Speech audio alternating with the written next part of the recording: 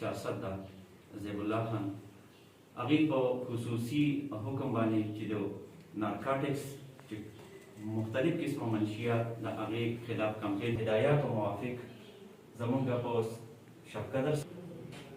ایس ایچ او خواجاوس په دې سلسله کې څلور کسان کامران اعجاز سجاد سید علي شاه چې دا د نارکاټک سیلرز دي درج کړي دي په تانا خواجاوس کې د دې نه علاوه دوران سرچ اپریشن مونږ ته مخبر خاص اطلاع وکړه چې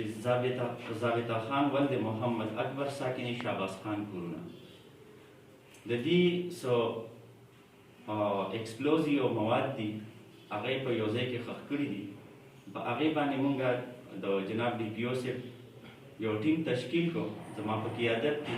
چې په هغې باندې مونږ فوري طور باندې زابطه خان هغه ګرفتار کړو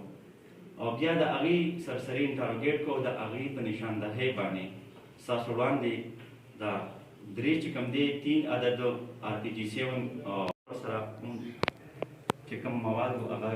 برآمد شوي دي